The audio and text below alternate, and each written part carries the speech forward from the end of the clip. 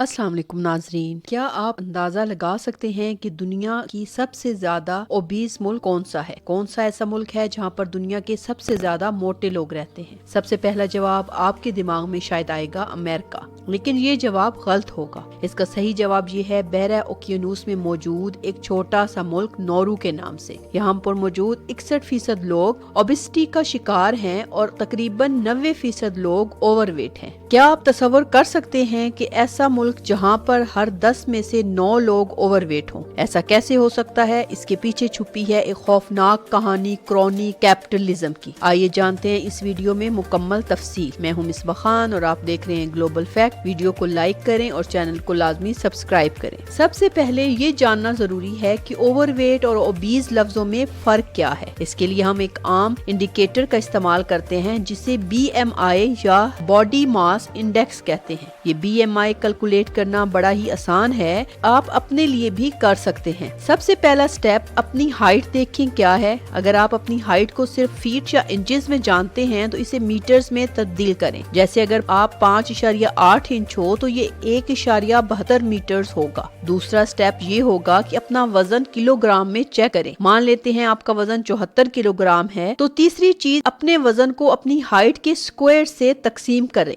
ये होता है 24.8 और ये है आपका BMI। BMI की बुनियाद पर एक सादा क्राइटेरिया बनाया गया है। अगर आपका BMI 18.5 से कम है तो आप अंडरवेट है। अगर 18.5 से 24.5 के दरमियान में है तो आप नॉर्मल सेहतमंद वजन है, और अगर 25 और 29.9 के दरमियान है तो फिर आप ओवरवेट की कैटेगरी में आते हैं, और आप 30 या इससे ऊपर BMI ओबीस की कैटेगरी होती है। तो बेसिकली अगर देखा जाए तो ओबीस होता है ओवरवेट से भी ज्यादा ओवरवेट कैटेगरी। अगर आप अंडरवेट, ओवरवेट या ओबीस कैटेगरी में हैं तो आपके लिए एक वार्निंग है, लेकिन अगर आप हेल्दी कैटेगरी में हैं तो इसका मतलब ये नहीं कि आप खुशियां मनाने लग जाएं, क्योंकि BMI सेहतमंद होने का इकलौता इंडिकेटर नहीं होता। ऐसा भी हो सकता है कि आप सेहतमंद नजर आते हों लेकिन फिर भी आप फिट ना हो, क्योंकि फिटनेस देखने के लिए कई और इंडिकेटर्स भी इस्तेमाल किए जाते हैं, जैसा कि मसल स्ट्रेंथ, इंडोरनेस, फ्लेक्सिबिलिटी और स्टेमिना वगैरह। और इसी तरह ये मुमकिन है कि अगर आप मस्कुलर शख्स हैं तो आपके मसल्स के वजन की वजह से आप BMI के इंडिकेटर के मुताबिक ओवरवेट कैटेगरी में आ जाएंगे, लेकिन इसका मतलब ये नहीं कि आप अनहेल्दी हैं। ओवरवेट की कैटेगरी में रहते हुए हेल्दी रहना मुमकिन है, लेकिन आमतौर पर हम कह सकते हैं कि अगर आप ओबीस की कैटेगरी में आते हो तो ये यकीनन मसला हो सकता है। बहुत सी तहकीकात और मुतालियाती मुशाहिदात हमें बताते हैं ओबेसिटी या मोटापे का शिकार होने का मतलब है आपको कई सारी बीमारियों में मुब्तला होने का खतरा ज्यादा है, जैसा कि type 2 diabetes, hypertension, high blood pressure, दिल की बीमारियां, ब्रेन स्ट्रोक, जिगर की बीमारियां, गुर्दों की बीमारियां, प्रेगनेंसी के मसाइल, डिप्रेशन और कुछ किस्म के कैंसर्स भी। यही वजह है कि 2013 में अमेरिकन मेडिकल एसोसिएशन ने ओबेसिटी यानी मोटापा को अपने आप में एक बीमारी करार दिया। अब नाजरीन बात करते हैं नौरू मुल्क की। तो ये आइसोलेटेड केस नहीं है। अगर आप टॉप 10 मोटे ममालिक की लिस्ट देखेंगे तो इस लिस्ट में सारे नाम ऐसे हैं जो शायद ही आपने कभी सुने हो। मसलन Cook Island, Marshall Island, New Micronesia, Tonga, Samoa वगैरह। क्या आप जानते हैं कि इन ममालिक में कॉमन चीज क्या है? इनमें कॉमन चीज ये है कि ये सारे ममालिक पैसिफिक ओशन में वाक़े हैं और छोटे आइलैंड ममालिक हैं। और इन जजीरों की तस्वीरें और वीडियोस आप देखेंगे तो लगेगा कि क्या कमाल की जगह हैं। मुकम्मल साहिल, कोरल रीफ, ट्रॉपिकल फॉरेस्ट देखकर लगेगा कि यहाँ के रहने वाले लोग बहुत सेहतमंद और फिट होंगे, क्योंकि नारियल तोड़कर खाएंगे, शिकार करेंगे और हर रोज मछलियाँ खाते होंगे। लेकिन ये सारे ममालिक मोटापे का शिकार कैसे हो सकते हैं? आए नौरो की मिसाल से समझते हैं। ये एक बहुत ही छोटा सा मुल्क है, दुनिया का तीसरा छोटा मुल्क। तकरीबन 21 किलोमीटर का ये एक आइलैंड है। यहाँ पर सिर्फ 12,500 लोग रहते हैं। दुनिया की सबसे छोटी आइलैंड नेशन। एक वक्त में ये बहुत खूबसूरत अनटच्ड जजीरा हुआ करता था। 1798 में बाकी दुनिया ने इसे दरियाफ्त किया। जब एक बरतानवी जहाज यहाँ लैंड करता है, इस जहाज के कप्तान जॉन फेरन को ये जजीरा इतना खूबसूरत लगता है कि वो इसका नाम प्लेजेंट आइलैंड रख देते हैं, और इस बरतानवी शिप का नाम हंटर था। और अगले 100 सालों में शिकार होना इस जजीरे का मुकद्दर बनने वाला था। 1830 के करीब तक कई कई यूरोपीय बहरी जहाज यहाँ तिजारत के लिए आए। इस जजीरे से पीने का साफ पानी, नारियल, फ्रूट्स और मकामी पाम ऑयल लेकर जाते और बदले में इन जजीरे वालों को शराब और असलहा देकर जाते थे। इस वक्त में 12 अलग अलग कबीले इन जजीरों पर रहा करते थे। इस शराब और असलहे की वजह से 1878 में एक 10 साल की सिविल वार होती है और इस जंग की वजह से यहाँ पर आबादी आधी से भी कम रह जाती है। बाद में इस जजीरे पर जर्मन एम्पायर कब्जा जमाता है और सारे हथियारों को जब्त कर लेता है। आगे चलें तो साल 1900 में न्यूजीलैंड के एल्बर्ट एलिस नामी शख्स इस जजीरे पर फॉस्फेट दरियाफ्त करता है। फॉस्फेट एक ऐसी मिनरल है जिसे काश्तकार में मसनूई खाद के तौर पर इस्तेमाल किया जाता है। इस जमाने में एक बहुत अहम रिसोर्स थी। इसके चलते 1906 में जर्मनी के साथ एक मुआहदा करके पैसिफिक फॉस्फेट कंपनी यहाँ पर फॉस्फेट की माइनिंग शुरू करती है। फिर आती है पहली जंग अजीम और जर्मनी जंग हार जाता है और लीग ऑफ नेशन के मैंडेट के मुताबिक नौरू बर्तानिया, ऑस्ट्रेलिया और न्यूजीलैंड के ज्वाइंट ट्रस्टीशिप के तहत आ जाता है। इसको लेकर एक नौरू मुआहदा साइन किया जाता है कि वहाँ पर मौजूद फॉस्फेट के ज़खायर सारे के सारे बर्तानिया के कब्जे में चले जाएंगे, बरतानवी फॉस्फेट कमिश्नर्स के हाथों में। सादा अल्फाज में कहा जाए तो अंग्रेज नौरू को लूटते हैं। इनके फॉस्फेट के ज़खायर को ऑस्ट्रेलिया और न्यूजीलैंड के किसानों को बेचा जाता है और वो भी बहुत सस्ती कीमत पर। बदले में नौरू के लोगों को क्या दिया जाता है? इन्हें 1 टन फॉस्फेट के बदले हाफ पैनी दी जाती है। कुछ सालों बाद ये कीमत थोड़ी सी बढ़ाकर 2 पैनी कर दी जाती है, लेकिन बरतानवी फॉस्फेट कमिश्नर्स इसे जाकर 200 गुना ज्यादा कीमत में बेचते हैं और ऑस्ट्रेलिया में 4.52 पाउंड फी टन के हिसाब से इसको बेचा जाता है। तकरीबन सारा पैसा तो ये कंपनी लूट कर ले जाती है, ठीक वैसे ही जैसे ईस्ट इंडिया कंपनी ने बाकी ममालिक के साथ किया था। लेकिन 1942 में नौरू पर जापानी कब्जा कर लेते हैं और अब वहाँ रहने वालों को बहुत ज्यादा जुल्म सितम का सामना करना पड़ता है। लेकिन फिर आ जाती है जंग अजीम दोम और एक्सिस पार जर्मनी, इटली और जापान जंग हार जाते हैं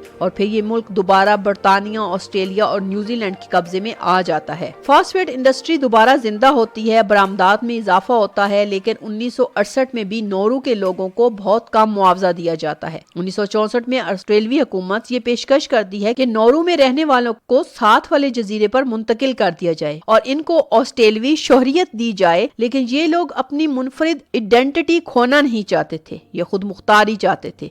इसके चलते जनवरी 1968 में इन्हें आखिरकार आजादी मिल जाती है। नौरू एक खुद मुख्तार मुल्क बन जाता है। आजादी के बाद नौरू के सियासतदान इस फास्फेट की माइनिंग को जारी रखते हैं और इसके मुल्क पर होने वाले मनफी असरात को नजरअंदाज करते हैं। आधे से ज्यादा जमीन फास्फेट की माइनिंग के लिए दी जा चुकी थी, लोगों के रहने की जगह कम पड़ती जा रही थी, लेकिन पैसे की इस लालच से बचना सियासतदानों के लिए मुमकिन नहीं था। माइनिंग जारी रहती है, इनका फी का जीडीपी बढ़ने लगता है। 1975 तक नौरू दुनिया का दूसरा अमीर तरीन मुल्क बन जाता है। फी का जीडीपी के लिहाज से सिर्फ सऊदी अरब इससे अमीर था। यकीनन यहाँ ये बात याद रखने वाली है कि इसका मतलब ये नहीं कि यहाँ रहने वाला हर शख्स अचानक अमीर हो जाता है और पुरताइश जिंदगी गुजारने लग जाता है। फी का जीडीपी सिर्फ एक हाइपोथेटिकल नंबर है जो कि दिखाता है कि फी का अगर हर शख्स में सरमाया बराबर तकसीम किया जाए तो हर शख्स के पास क्या होगा। लेकिन ऐसी दुनिया में जहाँ टॉप 26 लोगों के पास इतनी दौलत हो जितनी बाकी आधी दुनिया के पास, तो मसावी तकसीम का तस्वर ही नहीं रहता। लेकिन हुकूमत पर वाकई पैसों की बारिश हो रही थी। इन सब के दरमियान आम लोगों को पेशकश की जाती है कि हम टैक्स खत्म कर देते हैं, कई सामान मुफ्त में दे देते हैं, लेकिन ये सवाल न करना कि ऊपर वाले लोग क्या कर रहे हैं। अब हुकूमत के खर्च पर अपने बच्चों को ऑस्ट्रेलिया की यूनिवर्सिटी में पढ़ा सकते हैं, मेडिकल की सहूलत मुफ्त मिल रही है और ट्रांसपोर्ट फ्री मिल रही है। हुकूमत अखबार मुफ्त फराम कर रही है, सब कुछ अच्छा चल रहा था। कुछ लोगों के लिए तो यकीन करें वो जन्नत में रह रहे थे। ये साल था 1982 का। इसी साल न्यूयॉर्क टाइम्स में एक आर्टिकल छपता है। इस आर्टिकल में पेशन गोई की जाती है कि जो फास्फेट इस मुल्क में मौजूद है वो महदूद है। 10 साल के अंदर अंदर ये सारा फास्फेट खत्म हो जाएगा। फिर ये कहाँ से माइनिंग करेंगे और कहाँ से पैसा कमाएंगे,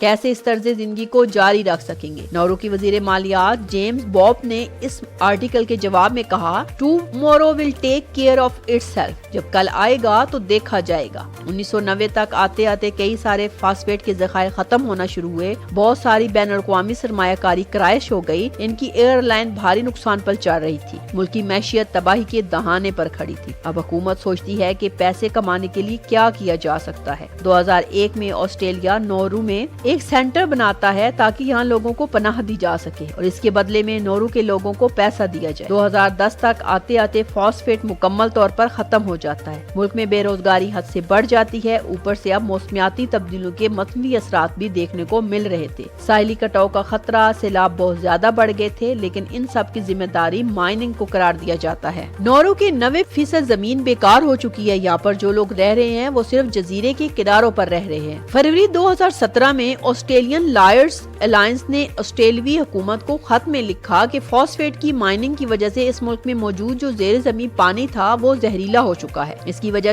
سے یہاں کے رہائشیوں کو گردے کی بیماریوں، پھیپھڑوں اور ہڈیوں کی بیماریوں کے علاوہ کینسر جیسے مرض میں مبتلا ہونے کا خدشہ ہے۔ اس کا مطلب اب یہ ملک کے پاس خود کا پینے کا پانی نہیں بچا۔ 200-300 سال پہلے یہاں پر پھل اگائے جاتے تھے، سبزیاں کاشت کی جاتی تھی جب یورپی تاجر آ کر تجارت کرتے تھے، لیکن اقوام متحدہ کی رپورٹ کے مطابق اب یہاں پر پھل، سبزیاں اور دوسری غذائی اجزاء بھی نہیں اگائی جا سکتی۔ یہاں پر لوگوں کے پاس پینے کا پانی نہیں ہے تو انہیں امپورٹڈ پانی پر گزارا کرنا پڑتا ہے۔ خود کا کھانا نہیں ہے، نہ ہی پینے کا پانی، تو اس کا مطلب ہے سب کچھ باہر کے ممالک سے منگوایا جاتا ہے۔ اب یہ دیکھنا ضروری ہے کہ کس قسم کا کھانا درآمد کیا جاتا ہے۔ بہت ہی سستا، پروسیسڈ اور کینڈ فوڈ، ایسا کھانا جس میں نمک، چینی اور مصنوعی اجزاء کی مقدار زیادہ ہوتی ہے، جیسے کہ چاول، نوڈلز اور سوڈا وغیرہ۔ اب موٹاپے کی ایک وجہ یہ ہے کہ لوگوں کے پاس زیادہ پیسے نہیں ہیں تو سب سے سستا کھانا یہ جنک فوڈ ہی ہوتا ہے۔ تو کوئی حیرانی کی بات نہیں کہ اس آئس لینڈ پر رہنے والے زیادہ تر لوگ جنک فوڈ کھاتے ہیں، تو اس میں کوئی اور حیرت والی بات نہیں کہ یہاں پر موٹاپے کی شرح اتنی تیزی سے بڑھنے لگی کہ آج کے دن یہ دنیا کا سب سے اوبیز ملک بن چکا ہے۔ نورو ملک میں اب تو سیاح بھی نہیں جاتے اور آج کے دن نورو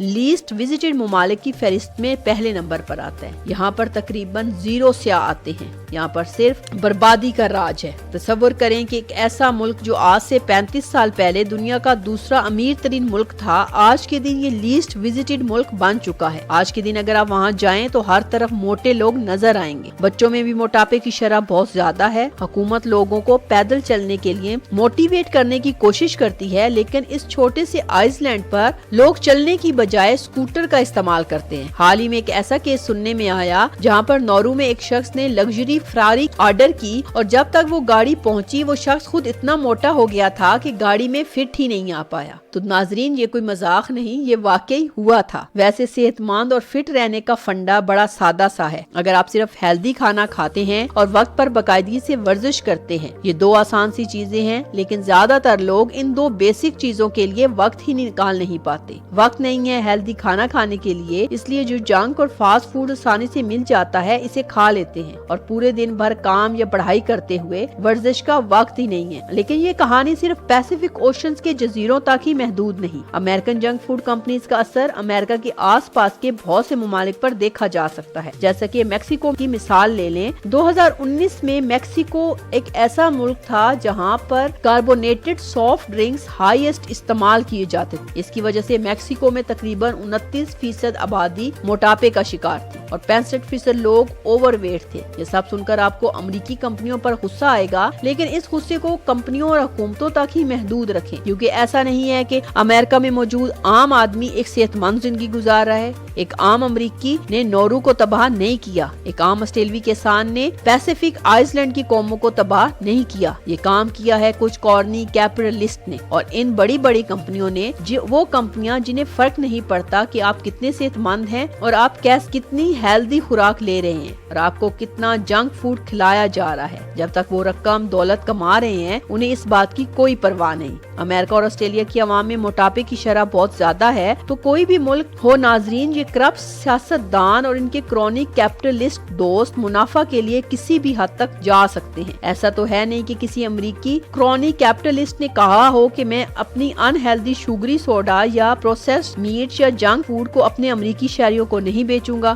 इन्हें कोई हुब्बुल वतनी की परवाह नहीं है। एक रिपोर्ट के मुताबिक कोका कोला ने साइंसदानों को फंड किया था कि कोका कोला से ओबेसिटी का इल्जाम हटाया जाए और खराब डाइट पर इल्जाम डाला जाए। कुछ बाइस्ड मीडिया एंकर की तरह ये गैर मुंतकी दावे करते हैं कि लोगों को वर्जिश ज्यादा करनी चाहिए, कैलोरीज काटने के बारे में ना सोचें, जंक फूड खाते रहें लेकिन साथ साथ वर्जिश करते रहें। उनकी तशहीरी मुहिम्मात उनके अपने मुल्क में भी बहुत कामयाब है। अमेरिका में भी सॉफ्ट ड्रिंक की खपत बहुत ज्यादा है। अमेरिका मोटापे की फहरिस्त में 12वें नंबर पर है। तकरीबन 36% लोग ओबीज हैं और 68% ओवरवेट कैटेगरी में आते हैं। 2016 के डाटा के मुताबिक कनाडा, ऑस्ट्रेलिया भी टॉप 30 मुमालिक में आते हैं और वहाँ भी सॉफ्ट ड्रिंक की खपत बहुत ज्यादा है। यही चीज और बहुत से मुमालिक में भी फैल रही है, जैसे मिडल ईस्ट और शुमाली अफ्रीका, इंडिया और पाकिस्तान में भी कुछ हद तक। अनहेल्दी खाना, चीनी का ज्यादा इस्तेमाल, जिस्मानी सरगर्मियों की कमी, खराब तर्ज जिंदगी का होना, यहाँ बड़ा क्रेडिट गाड़ियों को भी देना चाहिए क्योंकि इनकी वजह से पैदल चलना और साइकिलों का इस्तेमाल कम हो गया है। ये चीज अमेरिका में बहुत ज्यादा देखी जाती है और अमरीकी शहरों में गाड़ी के बगैर रहना तकरीबन नामुमकिन हो चुका है। हर काम के लिए गाड़ी की जरूरत। इसके बरक्स यूरोपीय तरक्की याफ्ता मुमालिक, जापान और जनूबी कोरिया में, जहाँ पर पब्लिक ट्रांसपोर्टेशन ज्यादा अच्छी है कि लोग सारा दिन के काम चलकर या साइकिलों पर कर, तो फितरी तौर पर वहाँ के लोग सेहतमंद हैं और वहाँ मोटापे की शरह भी कम है। अब आपका BMI नंबर क्या है और आप किस कैटेगरी में आते हैं, कमेंट में लिखें और ये भी बताएं किस तरह की खुराक आप इस्तेमाल कर रहे हैं। आज के लिए बस इतना ही। वीडियो पसंद आई तो लाइक करें, चैनल को सब्सक्राइब करें और बेल आइकन लाजमी प्रेस करें।